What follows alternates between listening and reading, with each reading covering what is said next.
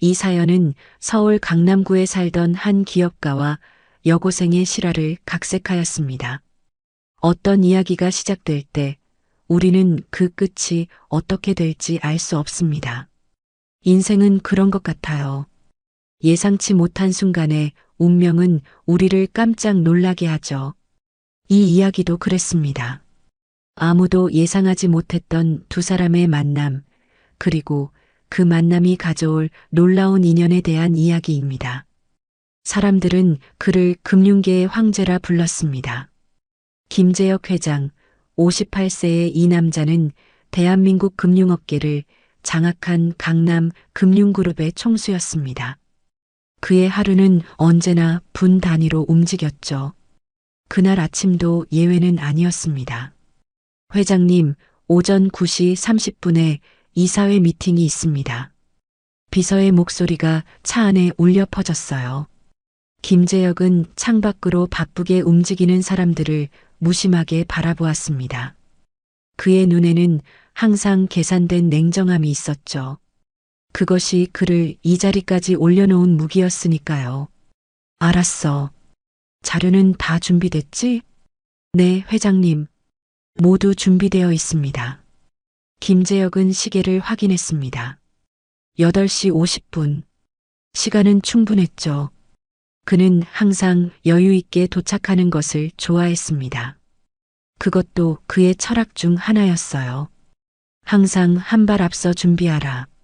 하지만 운명은 때로 우리의 계획 따위는 비웃듯 뒤집어 놓습니다. 김재혁의 몸에 갑작스러운 통증이 찾아온 것은 바로 그 순간이었죠. 가슴을 강하게 누르는 듯한 압박감. 그는 본능적으로 손을 들어 가슴을 움켜쥐었습니다. 회장님, 괜찮으세요? 운전기사의 목소리가 멀게 들려왔어요. 김재혁의 시야가 흐려지기 시작했습니다. 숨이 가빠졌고 온몸에 식은땀이 흘렀죠. 차, 세워. 간신히 말을 내뱉은 김재혁은 차에서 내리려 했습니다. 신선한 공기가 필요했어요. 하지만 발걸음은 이미 그의 통제를 벗어나 있었죠. 차에서 내린 그의 몸이 비틀거리더니 이내 강남역 출구 앞 인도 위로 쓰러졌습니다. 회장님, 회장님. 운전기사의 다급한 외침이 거리에 울려 퍼졌습니다. 하지만 김재혁의 귀에는 이미 그 소리가 들리지 않았어요. 그의 의식은 서서히 멀어지고 있었으니까요. 그때였습니다. 등교하던 한 여학생이 쓰러진 김재혁을 발견했어요. 강미나 17살의 이 소녀는 세브란스 고등학교 2학년생이었습니다. 그녀의 인생은 결코 순탄치 않았죠. 태어나자마자 고아원에 맡겨진 미나는 자신의 부모가 누구인지도 모른 채 자랐습니다. 아저씨 괜찮으세요?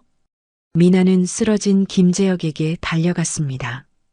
주변 사람들은 핸드폰으로 영상을 찍기에 바빴지만 미나는 그런 것에 신경 쓰지 않았어요. 그녀는 즉시 김재혁의 상태를 확인했습니다. 누가 좀 도와주세요. 이분 숨을 제대로 못 쉬어요. 미나의 외침에도 사람들은 여전히 구경꾼에 불과했습니다. 운전기사는 당황한 나머지 어찌할 바를 모르고 있었고요. 병원에 가야 해요. 지금 당장요. 미나는 결심했습니다. 도움의 손길이 없다면 자신이 직접 이 사람을 병원으로 데려가야겠다고요. 그녀는 자신보다 훨씬 체격이 큰 김재혁을 등에 업었습니다. 고아원에서 동생들을 돌보며 다져진 그녀의 체력이 빛을 발하는 순간이었죠. 아저씨, 조금만 참으세요. 바로 앞에 응급실이 있어요. 미나는 김재혁을 업고 뛰기 시작했습니다. 다행히 강남 세브란스 병원은 멀지 않은 곳에 있었어요. 미나의 교복은 김재혁의 땀과 자신의 땀으로 금세 젖어버렸지만 그녀는 멈추지 않았습니다. 누가 좀 도와주세요. 응급환자예요. 병원 응급실에 도착한 미나의 외침에 의료진이 달려왔습니다. 그들은 재빨리 김재혁을 침대에 눕히고 응급 조치를 시작했죠. 혈압이 많이 떨어졌어요. 산소 포화도도 낮습니다. 심전도 확인해 보세요. 간 수치도 검사하세요. 의사들의 빠른 대화가 오갔습니다. 미나는 그저 멍하니 그 광경을 지켜볼 수밖에 없었어요. 학생, 이분 아는 분이에요? 한 간호사가 미나에게 물었습니다. 아니요. 길에서 쓰러진 걸 봐서 데려왔어요. 혹시 가족에게 연락할 방법은? 미나는 머리를 저었습니다. 그때 운전기사가 헐레벌떡 응급실로 들어왔어요. 회장님, 저기 계신 분이 제가 모시는 강남금융그룹 김재혁 회장님이십니다. 응급실은 긴박한 상황으로 가득 찼습니다. 의료진은 김재혁 회장의 상태를 안정시키기 위해 분주히 움직였고 미나는 한쪽 구석에서 그 모든 상황을 지켜보았죠. 병원 냄새가 코를 찌르는 공간에서 미나의 마음은 이상하게 무거웠습니다. 전혀 모르는 사람인데도 그가 괜찮아지길 바라는 마음이 간절했어요. CT 결과 나왔습니다. 주치의가 검사 결과를 확인하며 얼굴을 찌푸렸습니다. 그의 표정에서 상황이 심각하다는 것을 미나도 알 수 있었어요. 간 기능이 심각하게 저하되어 있습니다. 강경변이 상당히 진행된 상태예요. 혈액 검사 수치도 위험 수준입니다. 응급 처치만으로는 버티기 어려울 것 같습니다. 의료진의 대화가 미나의 귀에 들어왔습니다. 생명이 위험한 상황이라는 것을 직감적으로 알 수 있었죠. 가족분들께 연락은 닿았나요? 주치의가 간호사에게 물었습니다. 비서실에 연락했는데 회장님께선 따로 가족이 없으시다고 합니다. 비서실장이 곧 오신다고 했어요. 김재혁 회장은 표면적으로는 대한민국 최고의 성공을 이룬 인물이었지만 그 내면은 외로움으로 가득 찬 사람이었습니다. 사업에 모든 것을 바친 그에게 가족이라고는 이미 오래전에 헤어진 아내뿐이었죠. 자식도 없었습니다. 적어도 그는 그렇게 알고 있었어요. 몇 시간 후 김재혁의 상태가 어느 정도 안정되었을 때 의사는 비서실장에게 상황을 설명했습니다. 회장님의 간 기능이 거의 멈춘 상태입니다. 지금은 약물로 겨우 버티고 계시지만 장기적인 해결책은 간이식밖에 없습니다. 비서실장의 얼굴이 창백해졌습니다. 간, 이식요? 네. 가능한 빨리 적합한 공여자를 찾아야 합니다. 혈연관계가 있는 사람이 가장 이상적이지만 가족이 없으시다면 장기이식 대기자 명단에 올려야 할 것 같습니다. 대기자 명단이요? 얼마나 기다려야 하나요? 상황에 따라 다르지만 회장님의 상태를 고려하면 시간이 그리 많지 않습니다. 그 말은 곧 김재혁 회장이 오래 버티지 못할 수도 있다는 의미였습니다. 비서실장은 충격에 빠졌어요. 그는 즉시 회사의 모든 인맥을 동원해 해결책을 찾기 시작했습니다. 미나는 그 모든 상황을 조용히 지켜보고 있었어요. 그녀는 이미 학교에 지각했지만 그런 것은 중요하지 않았습니다. 왠지 이 낯선 남자의 운명이 그녀와 연결된 것 같은 이상한 느낌이 들었죠. 학생, 이제 가봐도 괜찮아요. 내 덕분에 회장님이 빨리 치료받을 수 있었어. 정말 고마워. 간호사가 미나에게 말했습니다. 하지만 미나는 자리를 떠나고 싶지 않았어요. 조금만 더 있어도 될까요? 그분이 괜찮아지는지 보고 싶어요. 간호사는 미나의 순수한 마음씨에 감동받은 듯 미소를 지었습니다. 그래, 하지만 너무 오래 있지는 마. 학교도 가야 하잖아. 미나는 고개를 끄덕였습니다. 그녀는 병실 밖 의자에 앉아 기다렸어요. 시간이 흐르고 미나는 자신의 인생에 대해 생각했습니다. 고아원에서의 삶은 결코 쉽지 않았지만 그곳에서 그녀는 강해졌습니다. 스스로를 지키는 법과 남을 돕는 기쁨을 배웠죠. 혹시 내가 회장님을 데려온 학생이니? 비서실장이 미나에게 다가왔습니다. 네, 제가 데려왔어요. 회장님 상태는 어떤가요? 많이 위험해. 간이식이 필요하대. 미나의 눈이 커졌습니다. 간이식요? 그래, 하지만 회장님은 가족이 없으셔. 대기자 명단에 올려도 시간이 많지 않을 거래. 미나의 머릿속에 갑자기 생각이 스쳤습니다. 그녀는 어릴 때부터 남을 돕는 것을 좋아했어요. 고아원에서 동생들을 돌보며 자란 그녀에게 누군가를 돕는 것은 자연스러운 일이었습니다. 제가 간을 줄 수 있을까요? 비서실장은 놀라서 미나를 쳐다보았습니다. 뭐라고? 농담하는 거니? 농담 아니에요. 정말로요. 제가 도울 수 있다면 돕고 싶어요. 하지만 너는 그분을 모르잖아. 왜 그런 희생을 하려는 거지?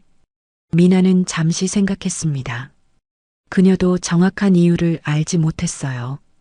그저 이상하게 이 사람을 돕고 싶다는 강한 충동을 느꼈을 뿐이었습니다. 저는 그냥 돕고 싶어요. 제가 가족이 없이 자랐거든요. 누구에게도 의지할 수 없다는 게 얼마나 힘든 일인지 알아요. 회장님도 가족이 없으시다고 했잖아요. 어쩌면 우리는 같은 외로움을 알고 있는 사람들인지도 몰라요. 비서실장은 미나의 순수한 마음에 감동받았지만 현실적인 문제를 생각했습니다. 고맙지만 그건 쉬운 결정이 아니야. 너는 아직 어리고 그리고 혈액형도 맞아야 해. 제 혈액형은 AB형이에요. 뭐라고? 비서실장이 놀라워했습니다. 회장님도 AB형이야. 두 사람의 눈이 마주쳤습니다. 이것은 단순한 우연일까요? 아니면 운명일까요? 미나의 결심은 더욱 확고해졌습니다. 그녀는 이 낯선 사람을 돕겠다고 마음먹었어요. 그것이 그녀가 할 수 있는 일이라고 생각했으니까요. 그래도 내가 미성년자라 법적으로 어려움이 있을 거야. 부모님의 동의가 필요하고 미나의 표정이 어두워졌습니다. 저는 고아예요. 부모님이 안 계세요. 비서실장은 말을 잇지 못했습니다. 그는 미나의 상황이 안타까웠지만 한편으로는 이것이 회장님을 살릴 유일한 기회일 수도 있다는 생각이 들었습니다. 일단 의사 선생님과 상담해 보자. 하지만 너무 기대하지 마. 이건 정말 복잡한 문제야. 미나는 고개를 끄덕였습니다. 그녀는 결코 쉬운 결정을 내린 것이 아니었습니다. 하지만 그녀의 마음속에는 이상한 확신이 있었어요. 이것이 그녀가 해야 할 일이라는 확신. 그리고 그 확신은 그녀를 두렵지 않게 만들었습니다. 의사와의 상담은 생각보다 진지하게 진행되었습니다. 주치의인 이태준 교수는 미나의 제안을 처음 들었을 때 놀랐지만 그녀의 진심 어린 태도를 보고 진지하게 대화를 나누기로 했습니다. 미나 학생, 간이식은 정말 큰 수술이야. 위험성도 있고 회복 기간도 길어.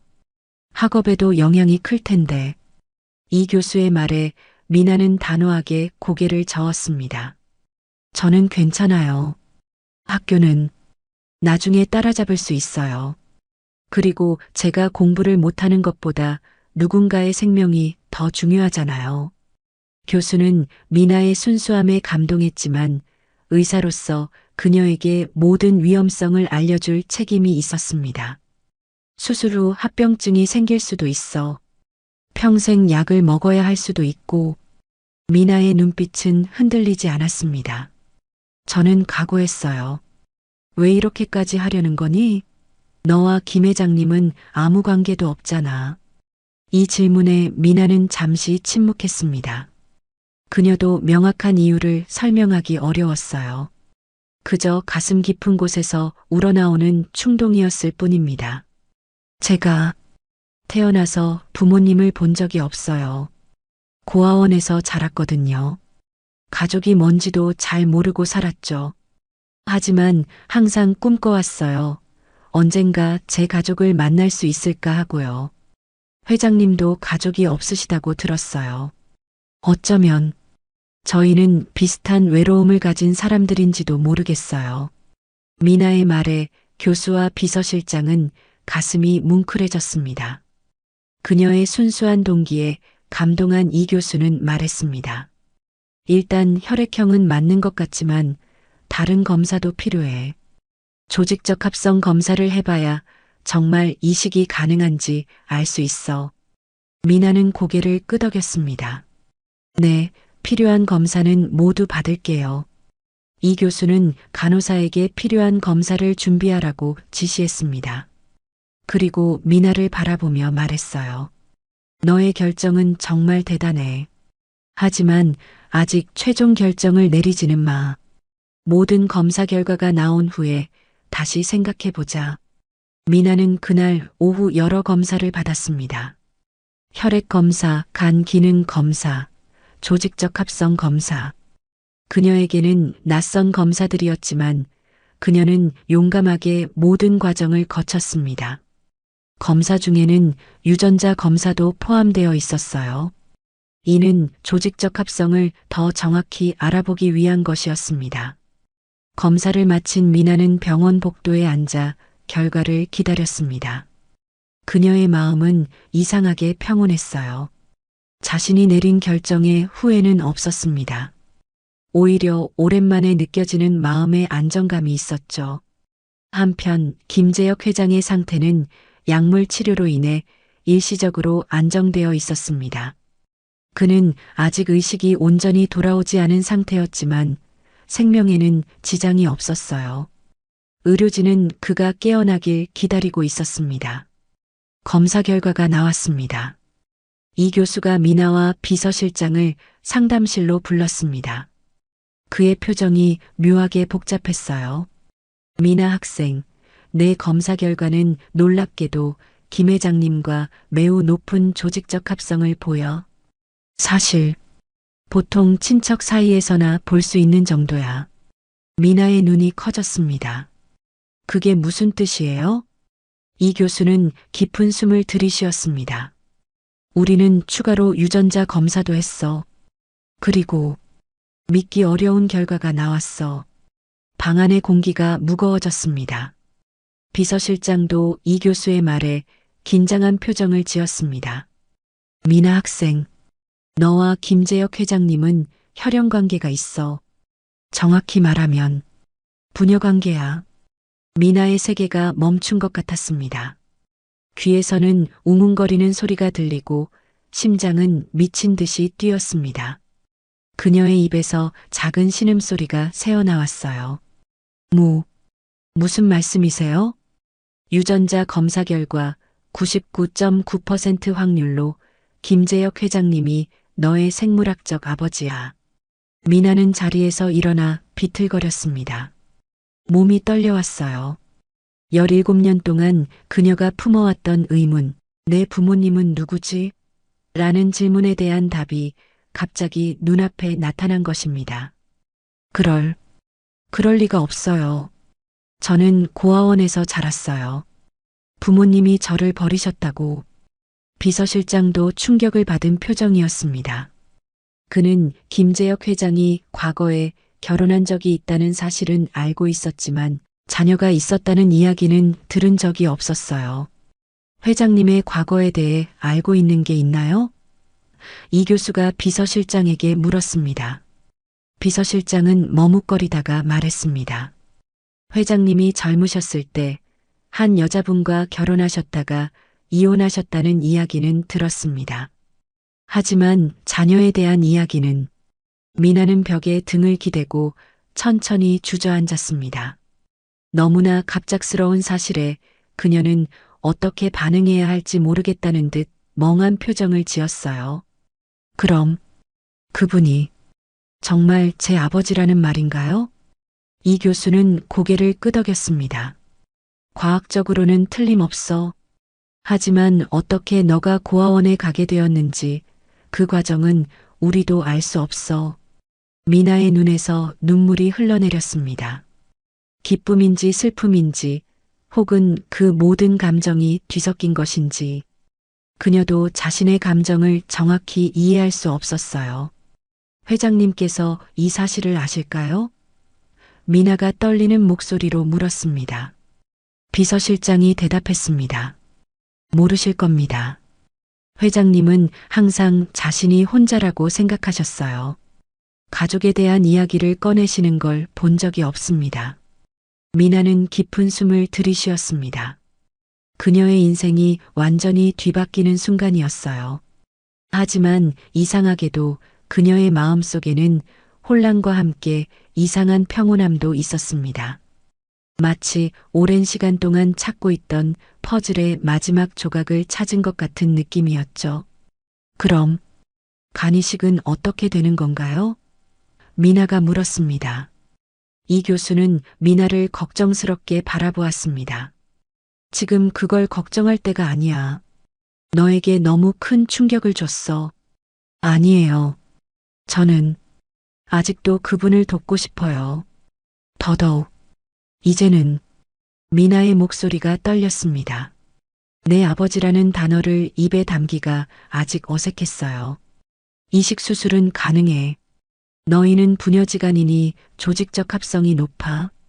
하지만 미나야, 이건 단순한 수술이 아니야. 내 인생이 바뀌는 순간이야. 미나는 고개를 끄덕였습니다. 저도 알아요. 하지만 저는 이미 결정했어요. 그분을, 아버지를 돕고 싶어요. 그녀의 눈에서 눈물이 흘러내렸지만 그 눈빛은 확고했습니다. 그녀는 자신의 결정을 내렸고 그 결정은 흔들리지 않았어요. 병실에서는 김재혁 회장이 의식을 되찾기 시작했습니다. 그의 눈이 천천히 떠지면서 낯선 하얀 천장이 시야에 들어왔습니다. 몸에 연결된 여러 의료 장비들과 약한 소독약 냄새가 그가 병원에 있다는 사실을 알려주었죠. 회장님, 정신이 드세요? 비서실장이 침대 옆에서 일어났습니다. 그의 얼굴에는 안도와 걱정이 뒤섞여 있었어요. 여기가 어디지? 김재혁의 목소리는 쉬어 있었습니다. 병원입니다. 회장님께서 출근하시다가 쓰러지셨어요. 김재혁은 희미하게 그 순간을 기억해냈습니다. 강한 통증, 흐려지는 시야. 그 이유는 완전히 기억이 나지 않았어요. 얼마나 시간이 지났지? 이틀이 지났습니다. 지금은 상태가 안정되셨어요. 김재혁은 천천히 주변을 둘러보았습니다. 고급 VIP 병실이었지만 그에게는 그저 또 다른 외로운 공간처럼 느껴졌어요. 그의 삶은 언제나 이랬습니다. 성공과 부, 그러나 그 이면에는 깊은 외로움이 있었죠. 정확한 진단은 뭐지? 비서실장은 잠시 망설이다가 사실을 말했습니다. 회장님, 강경변이 심하게 진행되었습니다. 의사 선생님 말씀으로는 간이식이 필요하시대요. 김재혁의 얼굴이 굳어졌습니다. 그는 자신의 건강 상태가 좋지 않다는 것을 알고 있었지만 이렇게 심각하리라고는 생각하지 못했습니다. 간이식이라 얼마나 기다려야 하지? 대기자 명단에 오르면 시간이 많이 걸릴 수 있습니다. 하지만 김재혁이 비서실장을 날카롭게 쳐다보았습니다. 하지만 기적 같은 일이 일어났습니다. 회장님을 병원으로 데려온 여학생이 있어요. 그 학생이 자원에서 간 공여자가 되겠다고 했습니다. 뭐, 날 모르는 사람이 왜 그런 것을? 그게 검사 과정에서 놀라운 사실이 밝혀졌습니다. 그 학생이 회장님의 친딸이라는 것이 시간이 멈춘 듯 했습니다. 김재혁의 눈이 크게 떠졌고 심장 모니터의 비프음이 빨라졌습니다. 그는 숨을 거칠게 내쉬었어요. 무슨 말도 안 되는 소리를. 비서실장은 침착하게 설명을 이어갔습니다. 유전자 검사 결과 99.9% 확률로 부녀관계라고 합니다. 그 학생의 이름은 강민아입니다. 17살이고 고아원에서 자랐다고 해요. 김재혁의 머릿속에 오래된 기억이 떠올랐습니다. 30년 전 그가 28살이었을 때의 일이었죠. 그는 사업을 시작하던 시절 강지연이라는 여자와 결혼했었습니다. 그들의 결혼 생활은 오래가지 못했어요. 김재혁이 사업에만 집중하며 가정을 소홀히 했기 때문이었습니다. 그들이 이혼한 후 강지연은 임신 사실을 알렸고 김재혁은 그것을 인정하지 않았습니다. 그는 그저 이혼 후 자신을 붙잡기 위한 거짓말이라고 생각했죠. 그 후로 그는 강지연에 대한 소식을 들은 적이 없었습니다. 지금까지 그 아이를 보고 싶다. 김재혁의 목소리는 떨렸습니다. 그것은 명령이라기보다는 간절한 요청에 가까웠어요. 비서실장은 고개를 끄덕였습니다. 미나 학생이 복도에서 기다리고 있습니다. 들어오라고 할까요? 김재혁은 천천히 고개를 끄덕였습니다. 그의 심장이 미친 듯이 뛰었어요. 17년 동안 존재조차 몰랐던 자신의 딸을 만난다는 생각에 그는 이상하게도 두려웠습니다. 문이 열리고 미나가 조심스럽게 들어왔습니다. 그녀 역시 긴장한 표정이었어요. 이 만남이 두 사람의 인생을 완전히 바꿔놓을 것임을 그녀도 알고 있었습니다. 김재혁은 침대에서 일어나 앉으려 했지만 몸이 너무 약해 쉽지 않았습니다. 그는 미나를 바라보았습니다. 그리고 그 순간 그는 알았어요. 이 아이가 정말 자신의 피와 살이라는 것을. 미나의 눈은 강지연을 닮았지만 코와 인매는 자신을 빼닮았습니다. 안녕하세요. 미나의 목소리가 떨렸습니다. 김재혁은 말을 잇지 못했습니다. 그저 미나를 바라볼 뿐이었어요. 갑자기 그의 눈에서 눈물이 흘러내렸습니다. 냉철하기로 유명했던 김재혁 회장이 사업상 어떤 위기 앞에서도 흔들리지 않았던 그 남자가 17살 소녀 앞에서 울고 있었습니다. 미안하다. 정말 미안해. 그의 말은 단순한 사과가 아니었습니다. 그것은 17년간의 부재, 미나가 겪었을 외로움과 상처, 그리고 자신의 무지와 오만함에 대한 깊은 후회였어요. 미나는 천천히 침대 옆으로 다가갔습니다. 그녀의 눈에도 눈물이 고여 있었죠. 괜찮아요. 저도, 당신도 모르셨을 거예요. 김재혁은 떨리는 손을 뻗어 미나의 손을 잡았습니다. 그 손은 차가웠지만 미나에게는 따뜻하게 느껴졌어요. 이것이 아버지의 손이구나. 그녀는 생각했습니다. 내 어머니, 강지연은 어떻게? 미나는 고개를 저었습니다. 모르겠어요. 제가 태어났을 때 이미 고아원에 맡겨졌대요. 어머니에 대한 정보는 없었어요. 김재혁의 얼굴이 고통으로 일그러졌습니다. 그는 강지연이 어떤 상황에서 아이를 포기해야 했는지, 그 후 그녀에게 무슨 일이 있었는지 상상도 할 수 없었습니다. 그리고 그 모든 일의 책임이 자신에게 있다는 사실이 그를 괴롭혔어요. 간이식, 정말 하겠다는 거니? 미나는 고개를 끄덕였습니다. 네, 저는 결정했어요. 왜 그런 위험을 감수하려는 거지? 난 내 인생에 아무것도 해준 게 없는데. 미나는 잠시 생각했습니다. 그녀도 정확한 이유를 몰랐어요. 그저 마음이 이끄는 대로 행동했을 뿐입니다. 처음에는 그냥 도움이 필요한 사람을 돕고 싶었어요. 하지만 이제는 당신이 제 아버지라는 걸 알게 되었으니 더더욱 그렇게 하고 싶어요. 저는 항상 가족을 그리워했거든요. 그리고 이제 아버지를 찾았으니 절대 놓치고 싶지 않아요. 김재혁은 깊은 숨을 들이쉬었습니다. 그는 자신이 이런 딸을 가질 자격이 있는지 의문이었어요. 그가 자신의 삶에서 우선시했던 것들, 사업의 성공, 부업 명예, 그것들이 갑자기 무의미해 보였습니다. 수술은 위험해.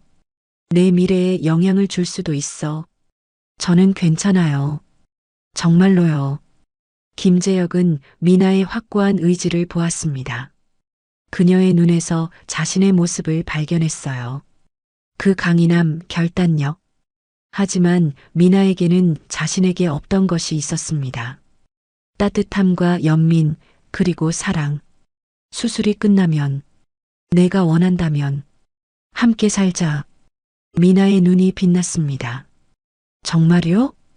그래. 내가 내 아버지로서 해야 할 일을 이제라도 시작하고 싶어. 그 순간 두 사람의 눈에서 눈물이 흘러내렸습니다. 그것은 슬픔의 눈물이 아니었어요. 새로운 시작, 잃어버렸던 것을 다시 찾은 기쁨의 눈물이었습니다. 문 밖에서 이 교수가 그들의 대화를 듣고 있었습니다. 그는 미소를 지었습니다. 의사로서 수많은 환자를 보아왔지만 이렇게 아름다운 순간을 목격한 것은 처음이었어요. 생명의 위기가 가족의 재회로 이어진 기적 같은 이야기. 그는 조용히 문을 두드렸습니다. 죄송합니다만 수술 준비에 대해 이야기 나눌 시간이 되었습니다. 두 사람은 고개를 끄덕였습니다. 앞으로의 길이 쉽지 않을 것임을 그들은 알고 있었어요. 하지만 이제 그들은 함께였습니다. 그리고 그것만으로도 충분했습니다. 수술 준비는 빠르게 진행되었습니다. 이 교수는 김재혁과 미나에게 간이식 수술의 전 과정을 자세히 설명했습니다. 공여자인 미나의 간 일부를 절제하여 김재혁에게 이식하는 과정은 복잡하고 위험했지만 두 사람은 확고한 의지를 보였습니다. 수술 후에는 미나 학생도 최소 2주일은 입원해야 해요. 그리고 회복하는데 약 3개월이 걸릴 겁니다. 이 교수가 말했습니다. 학교는 어떻게 하지? 김재혁이 걱정스럽게 물었습니다. 미나는 미소를 지었습니다. 걱정 마세요. 아버지, 제가 학교의 상황을 설명할게요. 특별한 상황이니 이해해 주실 거예요. 아버지라는 단어가 김재혁의 가슴을 따뜻하게 만들었습니다. 그는 아직 그 호칭에 익숙하지 않았지만 그 단어가 주는 책임감과 행복을 느끼기 시작했어요.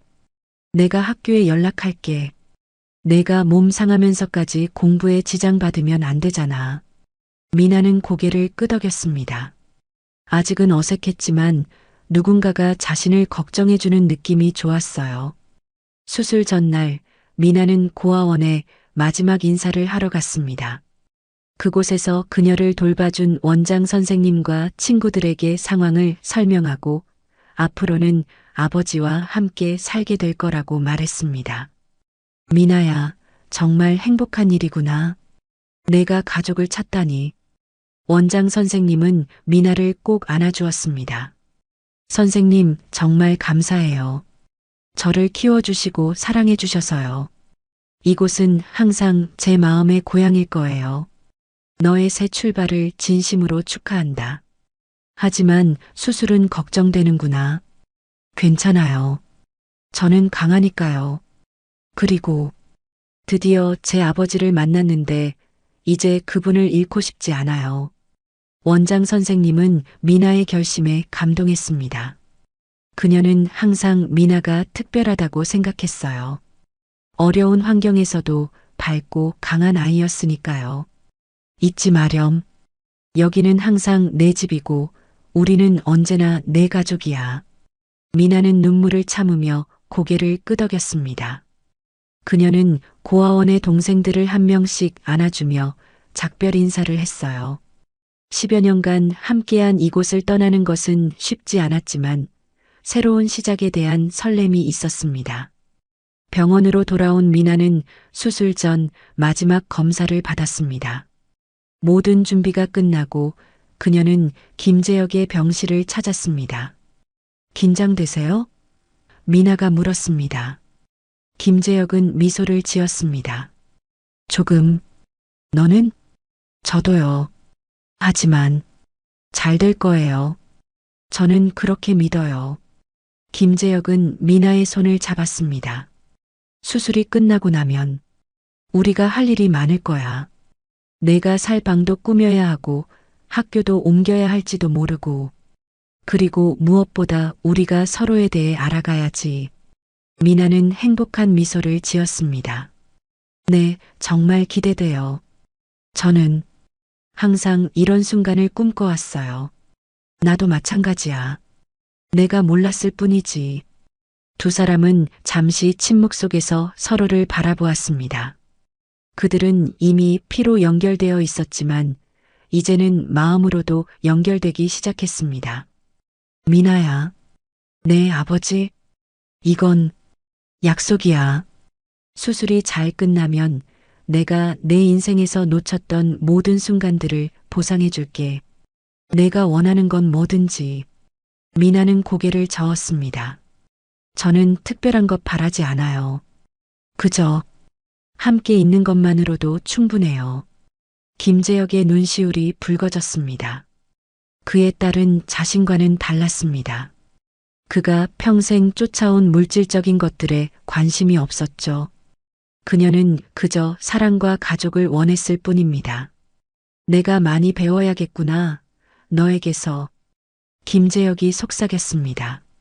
다음 날 아침 수술 시간이 다가왔습니다. 미나는 먼저 수술실로 향했습니다. 공여자의 수술이 먼저 진행되기 때문이었죠. 걱정 마세요, 아버지. 곧 만나요. 미나는 침대에 누우며 김재혁에게 말했습니다. 김재혁은 딸의 손을 꼭 잡았습니다. 꼭 그래야 해. 약속이다. 수술실의 차가운 공기가 미나를 감쌌습니다.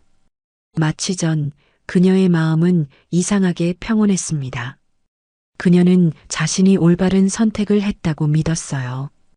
고아로 자란 그녀에게 가족을 찾는 것은 평생의 소원이었습니다. 그리고 이제 그 소원이 이루어졌죠. 미나야, 이제 마취를 시작할게. 10가지 세어볼래? 마취가 의사가 말했습니다. 하나, 둘, 셋. 미나의 목소리가 점점 작아지더니 이내 그녀의 의식은 깊은 어둠 속으로 빠져들었습니다. 수술은 6시간 넘게 진행되었습니다. 미나의 간 일부를 절제하는 과정은 순조롭게 진행되었고 곧이어 김재혁의 수술이 시작되었습니다. 의료진은 긴장된 분위기 속에서 최선을 다했습니다. 이 교수의 능숙한 손길 아래 미나의 간은 성공적으로 김재혁의 몸에 이식되었습니다.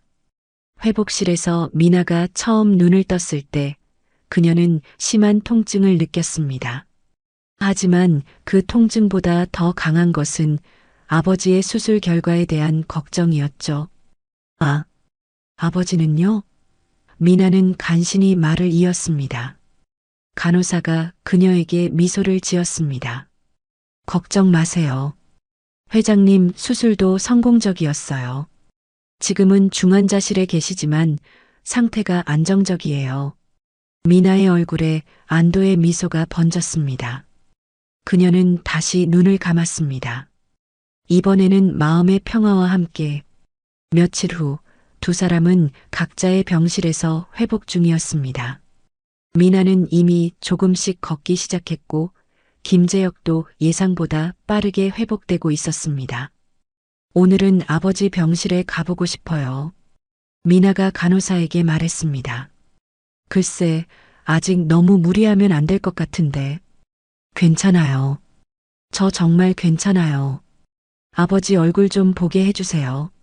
간호사는 미나의 간절한 눈빛에 결국 동의했습니다. 그녀는 휠체어를 가져와 미나를 김재혁의 병실로 데려갔습니다. 김재혁은 침대에 앉아 창밖을 바라보고 있었습니다. 그의 얼굴은 수술 전보다 훨씬 건강해 보였어요. 그의 눈에는 이전에 없던 생기가 돌아왔습니다. 아버지, 미나의 목소리에 김재혁이 고개를 돌렸습니다. 미나야. 그의 얼굴에 환한 미소가 번졌습니다. 어서 와. 많이 아프니? 미나는 고개를 저었습니다. 별로요. 아버지는요? 난 괜찮아. 내 덕분에 새 생명을 얻었으니까. 간호사는 두 사람에게 프라이버시를 주기 위해 조용히 병실을 나갔습니다. 미나야, 고마워. 정말 고마워. 김재혁의 목소리는 진심으로 가득 찼습니다. 아버지, 저도 감사해요. 저에게 가족을 주셔서요. 김재혁은 미나의 손을 잡았습니다. 그들은 말없이 서로를 바라보았습니다. 때로는 말보다 침묵이 더 많은 것을 전달하기도 합니다. 퇴원하면 어떻게 할까? 김재혁이 물었습니다. 글쎄요.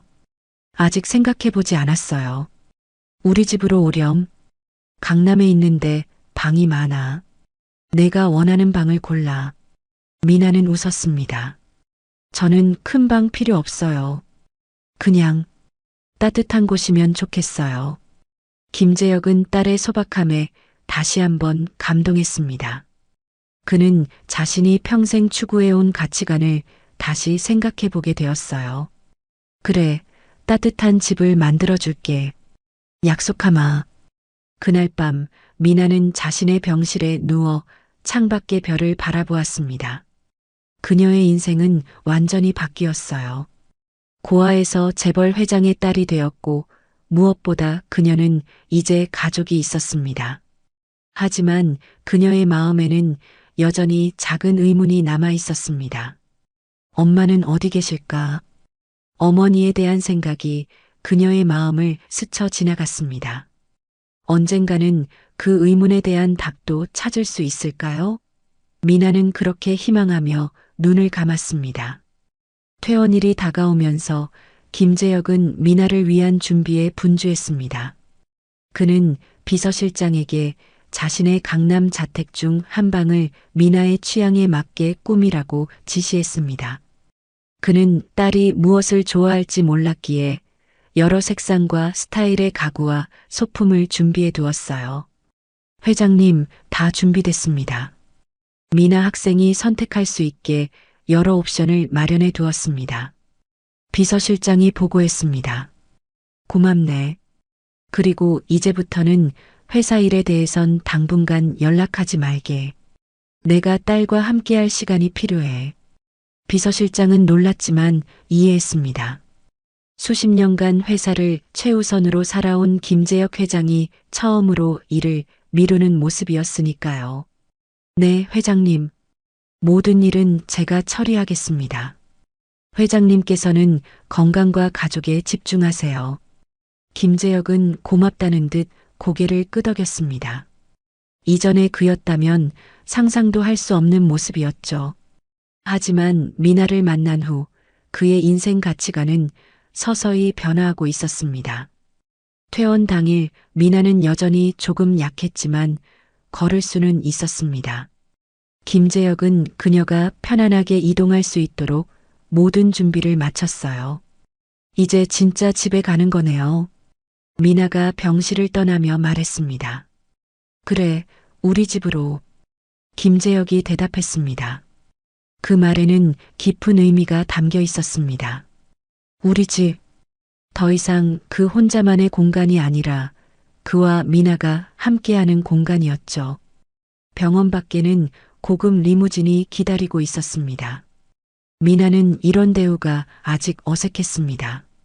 고아원에서 그녀는 항상 검소한 생활에 익숙했으니까요. 이렇게까지 안 해도 되는데. 미나가 부끄러워하며 말했습니다. 김재혁은 미소를 지었습니다. 내 딸이 최고의 대우를 받는 건 당연한 거야. 차 안에서 미나는 창밖으로 서울의 풍경을 바라보았습니다. 이상하게도 모든 것이 새롭게 보였어요.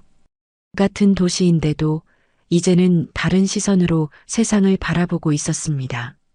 그녀는 이제 고아가 아니라 가족이 있는 소녀였으니까요. 학교는 어떻게 할 생각이니? 김재혁이 물었습니다. 미나는 잠시 생각했습니다. 일단 원래 학교에 다니고 싶어요. 친구들도 있고 갑자기 환경을 바꾸는 건 좀 어려울 것 같아요. 김재혁은 이해한다는 듯 고개를 끄덕였습니다. 그래, 내가 원하는 대로 하자. 하지만 통학이 멀어질 텐데.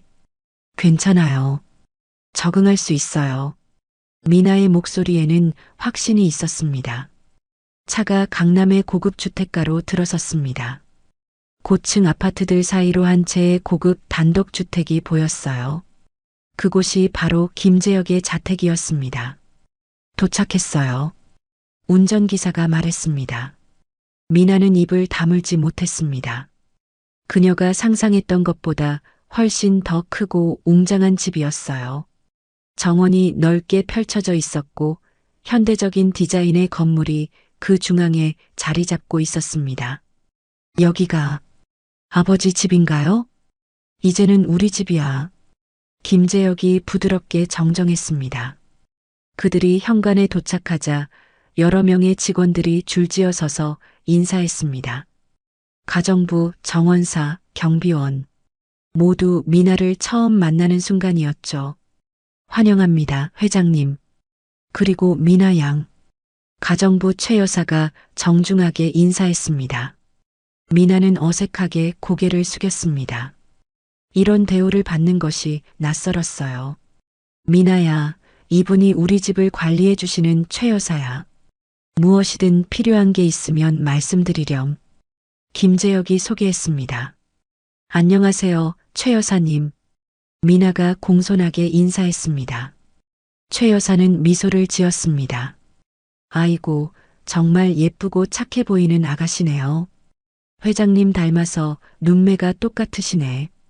미나는 부끄러워하며 웃었습니다. 그녀는 자신이 아버지를 닮았다는 말을 처음 들었습니다. 그 말이 묘하게 기분 좋게 느껴졌어요. 김재혁은 미나를 집 안으로 안내했습니다. 넓은 거실과 고급스러운 가구들, 예술 작품들이 벽에 걸려 있었습니다. 모든 것이 완벽하게 정돈되어 있었지만 미나는 이상하게도 이곳에서 따뜻함을 느끼지 못했습니다. 마치 사람이 살기보다는 전시장 같은 느낌이었죠. 내 방을 보여줄게. 김재혁이 미나를 2층으로 안내했습니다. 그들이 한방 앞에 멈추자 김재혁이 문을 열었습니다. 그 안에는 미나가 상상할 수 있는 가장 아름다운 방이 있었어요. 넓은 창문으로 정원이 내려다 보였고 부드러운 색상의 침대와 가구들이 조화롭게 배치되어 있었습니다. 마음에 드니? 마음에 들지 않으면 언제든지 바꿀 수 있어. 김재혁이 물었습니다. 미나는 감격에 말을 잇지 못했습니다. 고아원에서 그녀는 다른 아이들과 방을 나눴어야 했습니다.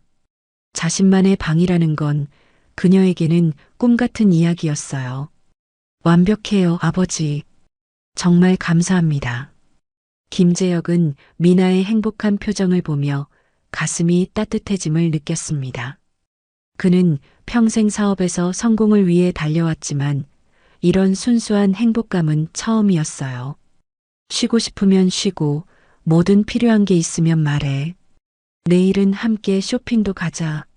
내게 필요한 것들을 사야겠지. 미나는 고개를 끄덕였습니다. 그녀는 침대에 앉아 이 모든 상황이 꿈인지 현실인지 가늠하려 했습니다. 일주일 전 그녀는 그저 평범한 고아 소녀였습니다.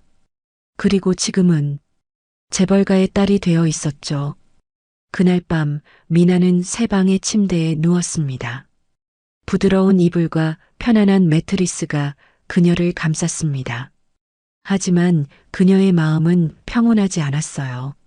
너무 많은 변화가 그녀를 혼란스럽게 했습니다. 난 여기에 어울리는 걸까? 그녀는 자신이 이 화려한 세계에 적응할 수 있을지 의문이었습니다. 그리고 무엇보다 그녀는 아직 어머니에 대한 궁금증을 떨쳐버릴 수 없었어요. 다음 날 아침 미나는 일찍 일어났습니다. 고아원에서의 습관대로 새벽 5시에 눈을 떴어요. 그녀는 조용히 방을 나와 집을 둘러보기 시작했습니다. 1층의 넓은 부엌에서 최 여사가 아침 식사를 준비하고 있었습니다. 아이고, 미나 양. 이렇게 일찍 일어나셨어요? 최 여사가 놀라며 물었습니다. 네, 습관이에요. 고아원에서는 항상 일찍 일어났거든요. 미나가 설명했습니다. 최 여사의 얼굴에 연민의 표정이 스쳤습니다. 아가씨가 고생 많으셨네요. 이제는 편하게 지내셔도 돼요. 회장님은 보통 7시에 일어나세요. 제가 뭐 도와드릴 일 있을까요? 미나가 물었습니다. 최 여사는 놀랐습니다. 재벌가의 딸이 부엌일을 돕겠다고 나서는 것은 처음 보는 광경이었으니까요. 아니에요, 아가씨. 제가 다 할게요. 아가씨는 편하게 계시면 돼요. 하지만 미나는 가만히 있는 것이 익숙하지 않았습니다. 고아원에서 그녀는 항상 일을 돕고 동생들을 돌보는 역할을 했었어요. 괜찮아요. 저 요리하는 거 좋아해요. 같이 해요. 최 여사는 결국 미나의 고집에 져서 그녀가 간단한 일을 돕게 했습니다. 미나는 야채를 씻고 자르는 일을 맡았어요. 그녀의 손놀림은 능숙했습니다. 미나 양 요리 솜씨가 좋으시네요. 고아원에서 배웠어요. 언니들이 가르쳐 줬거든요. 그때 김재혁이 부엌으로 들어왔습니다. 그는 아직 잠옷 차림이었어요. 그의 얼굴에는 놀란 표정이 역력했습니다. 미나야, 벌써 일어났니? 그리고 요리를 하고 있는 거니? 미나는 부끄러워하며 고개를 숙였습니다. 습관이 돼서. 죄송해요, 아버지.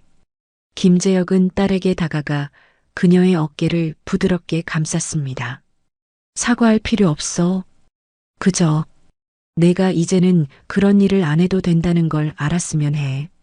하지만 저는 이런 일 좋아해요. 뭔가 유용한 일을 하는 게 좋거든요. 김재혁은 잠시 생각하더니 미소를 지었습니다. 그래, 내가 원하는 대로 해. 하지만 무리하지는 마. 내 몸은 아직 완전히 회복되지 않았으니까. 그들은 함께 아침 식사를 했습니다. 김재혁에게는 처음으로 누군가와 함께하는 아침이었어요. 그는 평소에는 혼자 서둘러 식사를 마치고 회사로 향했습니다. 하지만 오늘은 달랐어요. 그는 천천히 미나와 대화를 나누며 식사를 즐겼습니다. 오늘은 뭐 하고 싶니? 김재혁이 물었습니다. 미나는 잠시 생각했습니다. 글쎄요. 아버지와 함께 있을 수 있다면 뭐든지 좋아요. 김재혁의 가슴이 따뜻해졌습니다. 그는 자신이 얼마나 행운아인지 새삼 느꼈어요. 이렇게 순수하고 좋은 딸을 가졌다는 것이 기적처럼 여겨졌습니다. 그럼 오늘 하루는 너와 함께 보내자. 내가 원하는 곳 어디든 가자. 미나의 눈이 반짝였습니다. 그녀는 이런 순간을 항상 꿈꿔왔습니다. 아버지와 함께하는 하루, 그것은 고아 소녀에게는 상상 속에서만 존재하던 일이었죠. 그날은 미나에게 잊을 수 없는 날이 되었습니다. 김재혁은 오랜만에 회사 일정을 전부 취소하고 딸과 함께하는 시간을 가졌어요. 그들은 먼저 강남의 고급 쇼핑몰로 향했습니다. 아버지, 저 정말 이런 거 필요 없어요. 미나가 명품 매장들을 지나치며 말했습니다. 김재혁은 미소를 지었습니다. 내 딸이 좋은 것들을 누리는 건 당연한 거야. 내가 원하는 건 뭐든지 골라봐. 미나는 여전히 어색했지만 아버지의 성의를 거절하고 싶지 않았습니다. 그녀는 조금씩 자신의 취향을 드러내기 시작했어요.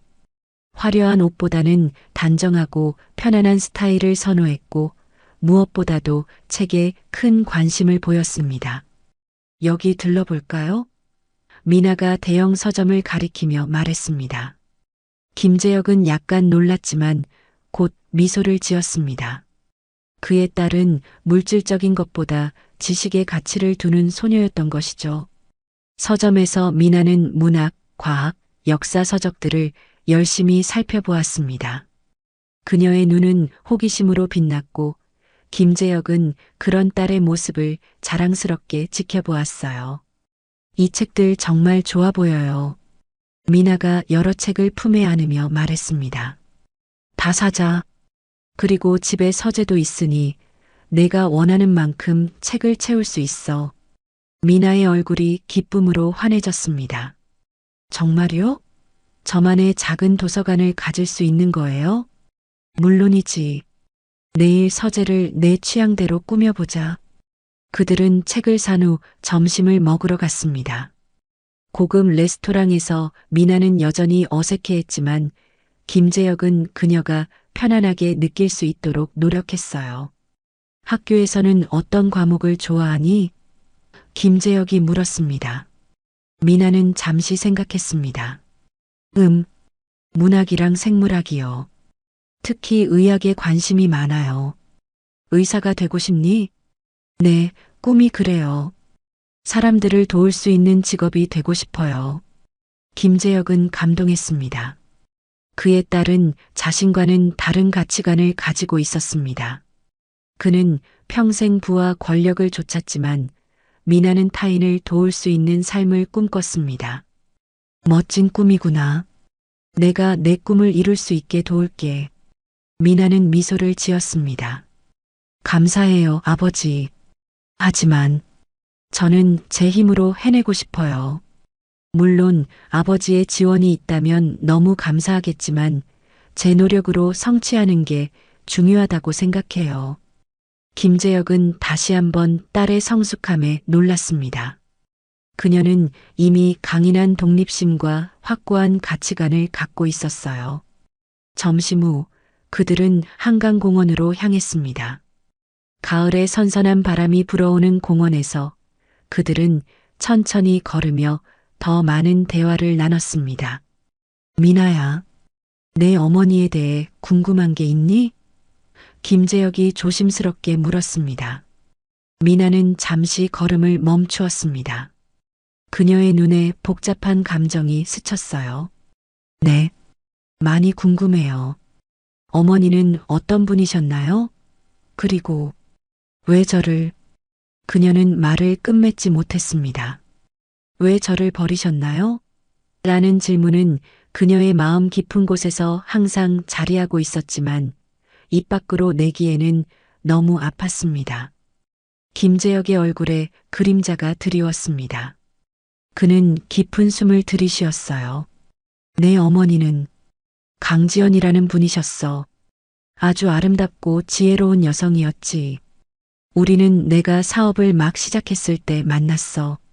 그는 잠시 과거를 회상했습니다. 그의 눈에는 후회의 빛이 어렸어요. 하지만 나는 어리석었어. 사업에만 몰두하고 내 어머니를 소홀히 했지. 결국 우리는 이혼했고 그 후 내 어머니는 임신 사실을 알려왔어. 하지만 나는... 그의 목소리가 떨렸습니다. 나는 믿지 않았어. 그저 이혼 후 나를 붙잡으려는 수단이라고 생각했지. 얼마나 큰 실수였는지. 미나는 아버지의 손을 잡았습니다. 그녀는 이미 눈물이 고인 눈으로 그를 바라보았어요. 그래서 어머니는 어디 계신가요? 김재혁은 고개를 저었습니다. 모르겠어. 이혼 후에 연락이 완전히 끊겼어. 내가 어떻게 고아원에 맡겨졌는지도 알 수 없어. 미나는 깊은 슬픔을 느꼈지만 동시에 이해하려고 노력했습니다. 어머니가 자신을 버린 것이 아니라 어떤 불가피한 상황이 있었을 거라고 믿고 싶었어요. 어머니를 찾아볼 수 있을까요? 미나가 조심스럽게 물었습니다. 김재혁은 미나를 바라보았습니다. 그의 눈에는 결단이 서려 있었어요. 물론이야. 내가 모든 수단을 동원해서 내 어머니를 찾을게. 약속할게. 그들은 잠시 침묵 속에서 걸었습니다. 둘 다 자신들의 생각에 잠겨 있었어요. 해가 서서히 기울기 시작했고 한강의 물결은 황금빛으로 빛났습니다. 아버지, 감사해요. 미나가 갑자기 말했습니다. 뭐가? 저를 받아들여 주셔서요. 갑자기 나타난 딸이라 당황스러우셨을 텐데. 김재혁은 미나의 어깨를 감싸 안았습니다. 아니야, 미나야. 내가 감사해야 해. 내가 내 삶에 들어와 준 것에. 내가 나를 용서해 준 것에, 그리고 무엇보다 내가 내 딸이라는 사실에. 그날 밤 그들은 집으로 돌아왔습니다. 미나는 새 책들을 방에 정리하며 행복감을 느꼈어요. 이것이 가족의 따뜻함이구나. 그녀는 생각했습니다. 며칠 후 미나는 학교로 돌아갔습니다. 김재혁은 그녀가 편하게 통학할 수 있도록 운전기사를 배정했지만 미나는 가능하면 대중교통을 이용하고 싶다고 했습니다. 그녀는 특별 대우를 받는 것에 여전히 불편함을 느꼈어요. 오늘 어땠어? 김재혁이 퇴근 후 미나에게 물었습니다. 미나는 미소를 지었습니다. 좋았어요. 친구들이 제가 돌아와서 기뻐했어요. 물론 제가 갑자기 재벌가 딸이 됐다는 소식에 놀라긴 했지만요. 김재혁은 걱정스러운 표정을 지었습니다. 혹시 불편한 일은 없었니? 학생들이나 선생님들이. 아니요, 모두 잘 대해주셨어요. 오히려 너무 조심스럽게 대해서 더 어색했어요. 김재혁은 안도했습니다. 그는 딸이 새로운 환경에 잘 적응하길 바랐어요. 그날 밤 김재혁은 서재에서 일하고 있었습니다. 그는 약속대로 미나의 어머니를 찾기 위한 조사를 시작했어요. 최고의 사립 탐정들을 고용하고 모든 자원을 동원하여 강지연의 행방을 찾고 있었습니다. 노크 소리가 들렸습니다. 들어오세요. 김재혁이 말했습니다. 미나가 조심스럽게 서재 문을 열었습니다. 방해해도 될까요, 아버지? 물론이지. 언제든 들어와도 돼. 김재혁이 미소 지으며 대답했습니다. 미나는 서재를 둘러보았습니다. 벽면을 가득 채운 책장들, 고풍스러운 책상, 그리고 커다란 창문. 그것은 미나가 꿈꿔왔던 공간이었어요. 여기 정말 멋져요. 미나가 감탄했습니다. 마음대로 책을 읽어도 좋아. 이 공간은 이제 내 것이기도 해. 미나는 행복하게 웃었습니다. 그녀는 책장으로 다가가 여러 책들을 살펴보았어요. 대부분 경영, 경제 관련 서적들이었지만 문학 작품들도 있었습니다. 아버지, 이거 혹시 제 출생신고는 하셨나요? 미나가 갑자기 물었습니다. 김재혁은 놀라서 미나를 바라보았습니다. 그는 그 생각을 미처 하지 못했어요. 아직 하지 않았어. 미처 생각을 못했네. 그럼 법적으로 저는 아직 아버지의 딸이 아닌 거죠? 그렇지만 곧 모든 절차를 밟을 거야. 내가 법적으로도 내 딸이 되게 할 테니 걱정 마. 미나는 고개를 끄덕였습니다. 그녀는 아직 불안감을 완전히 떨쳐버리지 못했어요. 모든 것이 너무 갑작스럽게 변했고 이것이 꿈처럼 사라질까 두려웠습니다. 아버지, 어머니를 찾으시면 어떻게 하실 거예요?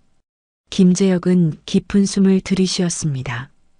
그녀에게 사과하고 싶어. 내가 얼마나 큰 실수를 했는지, 그리고 얼마나 후회하고 있는지. 만약 어머니가 저를 만나고 싶어 하지 않으면 어떡하죠? 김재혁은 미나에게 다가가 그녀의 손을 잡았습니다. 그럴 일은 없을 거야. 어떤 어머니가 너 같은 딸을 만나고 싶지 않겠니? 하지만 만약 그렇다 해도 우리는 이제 함께야.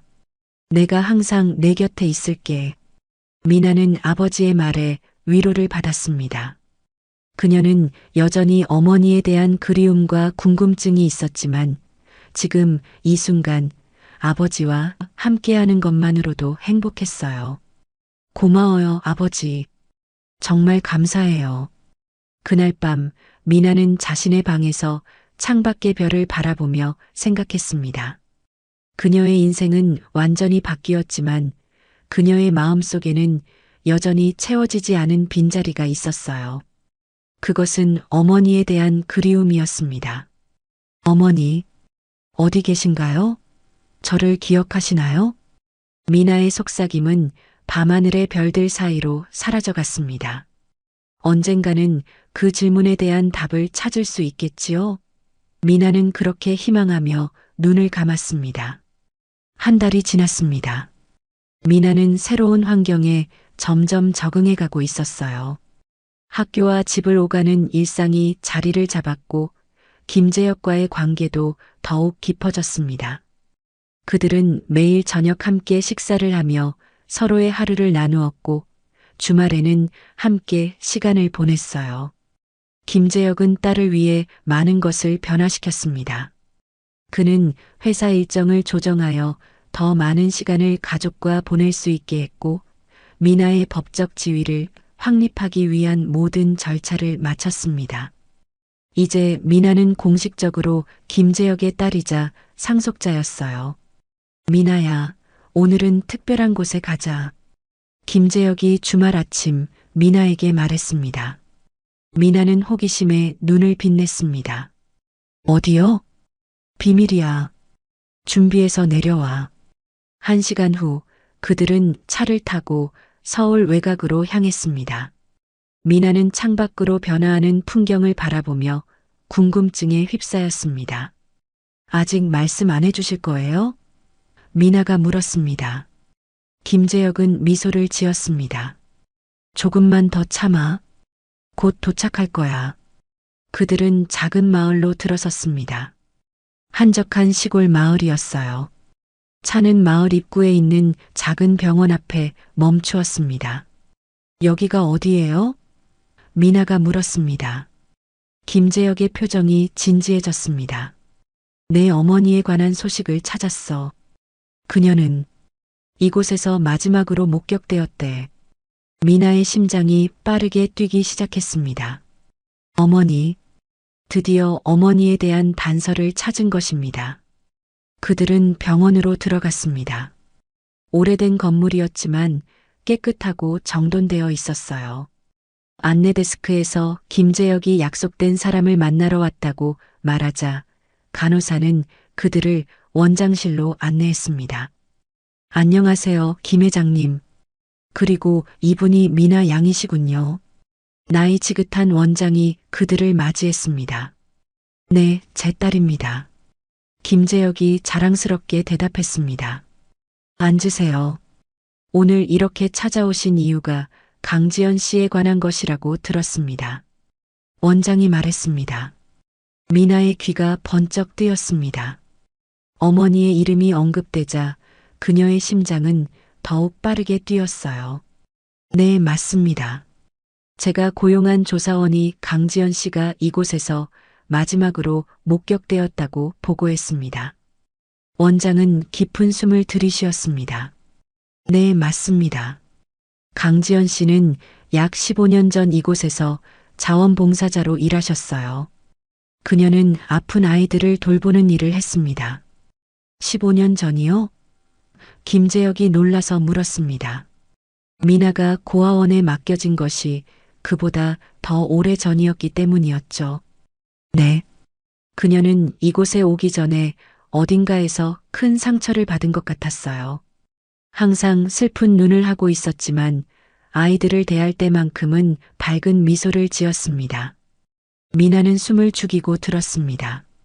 어머니에 대한 이야기가 그녀의 가슴을 조였어요. 그런데 그녀는 갑자기 사라졌습니다. 어느 날 아침 그녀의 방은 텅 비어 있었고 짧은 편지만 남겨져 있었죠. 어떤 내용이었나요? 김재혁이 급하게 물었습니다. 미안합니다. 더 이상 여기 있을 수 없어요. 언젠가 제 딸을 찾을 수 있길 바랍니다. 미나의 눈에 눈물이 고였습니다. 어머니가 자신을 잊지 않았다는 사실, 그리고 그녀도 딸을 찾고 있었다는 사실이 가슴 아프게 다가왔어요. 그 후로 소식은 없었나요? 김재혁이 물었습니다. 원장은 고개를 저었습니다. 아니요. 그 이후로는 아무도 그녀를 보지 못했습니다.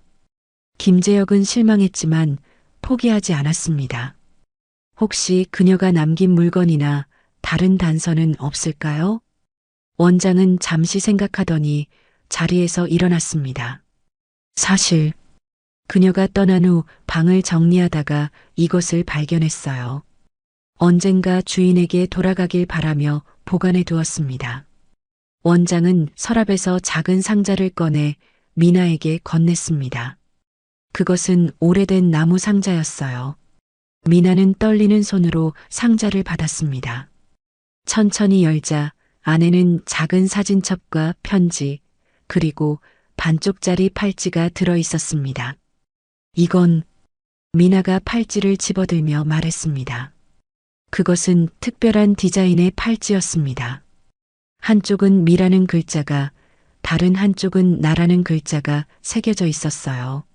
하지만 팔찌는 반으로 잘려 있었고 미가 새겨진 부분만 상자에 있었습니다.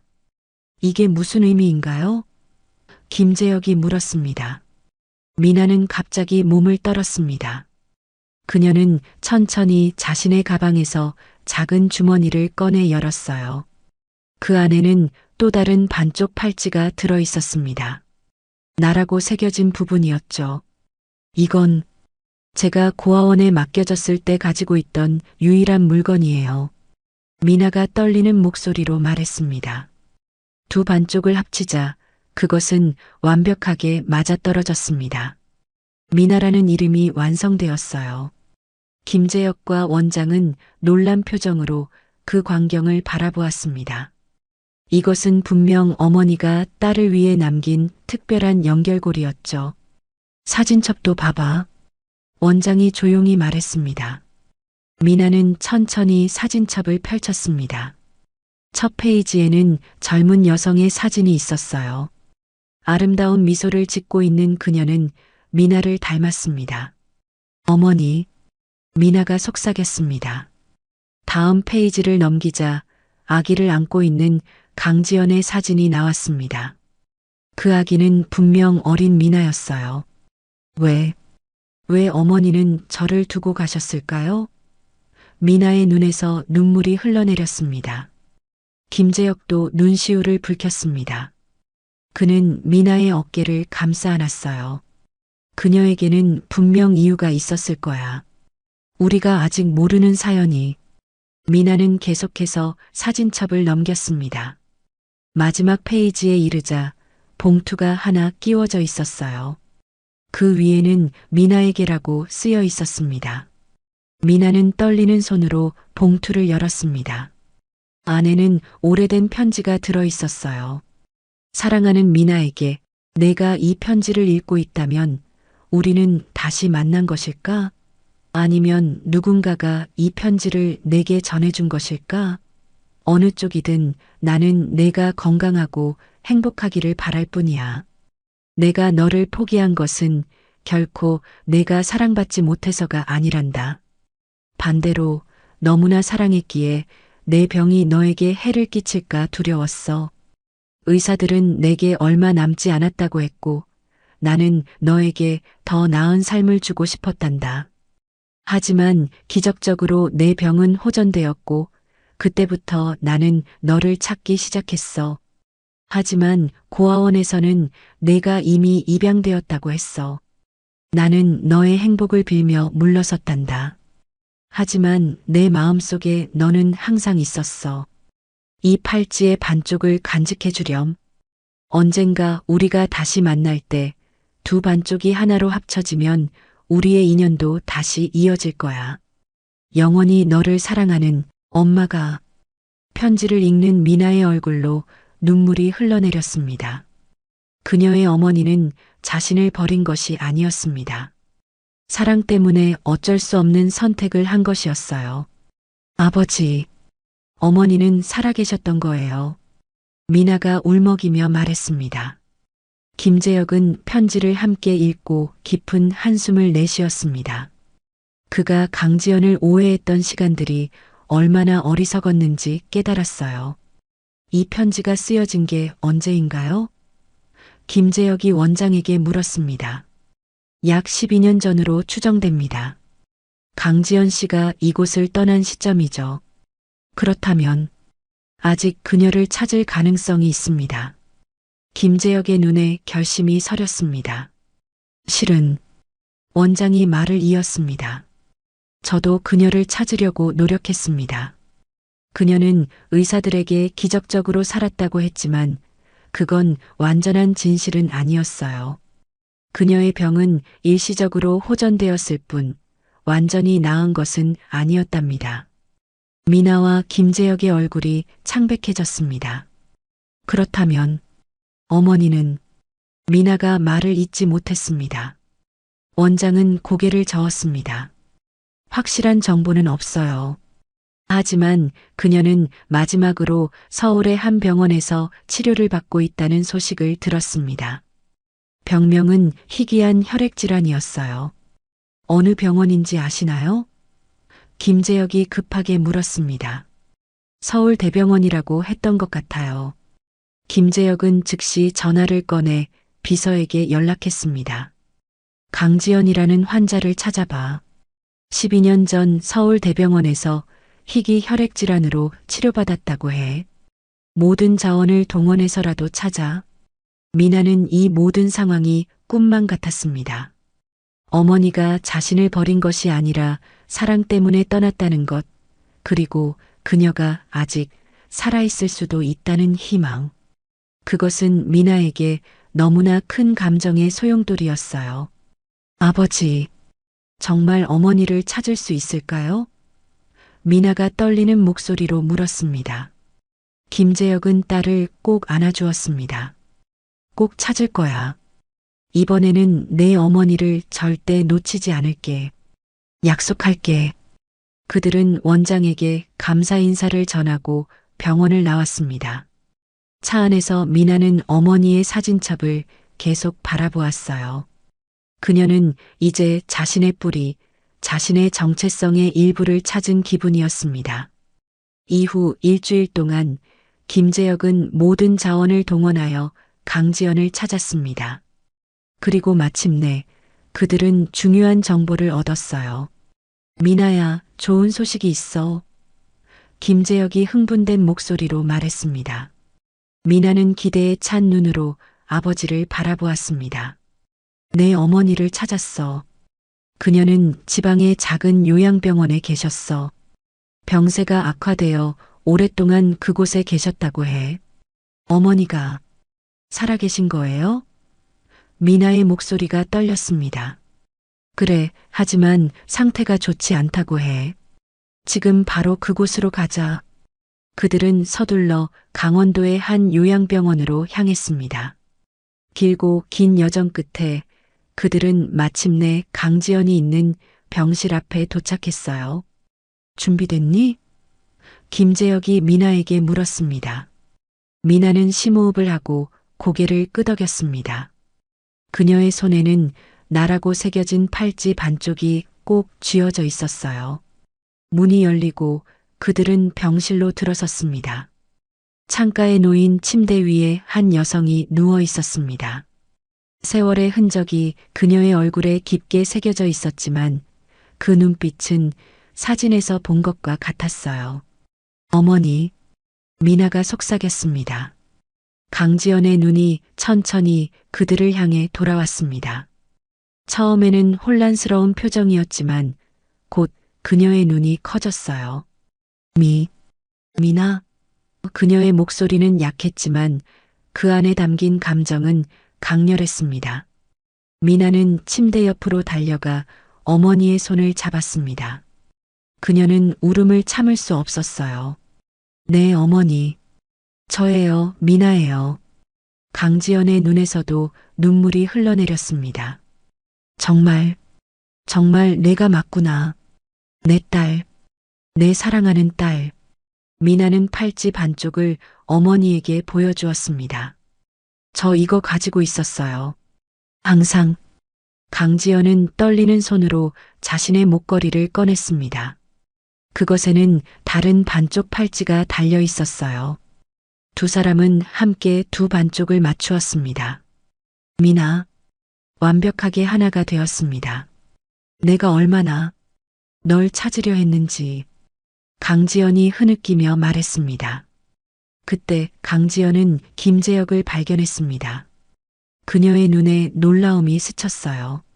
재혁? 당신도 여기 있군요. 김재혁은 침대 다른 쪽으로 다가가 무릎을 꿇었습니다. 지연아, 정말 미안해. 모든 것이 내 잘못이었어. 널 믿지 못했고 우리 딸을 알아보지 못했어. 강지연은 약하게 미소 지었습니다. 이제는 괜찮아요. 우리 딸이 당신을 찾았다니. 그것만으로도 감사해요. 그들은 오랜 시간 이야기를 나누었습니다. 강지연은 자신이 얼마나 미나를 찾으려 했는지, 그리고 병이 악화되어 어쩔 수 없이 요양원에 머물게 되었는지 설명했어요. 이제는 함께 있을 수 있어요. 우리 셋 다. 미나가 희망에 차서 말했습니다.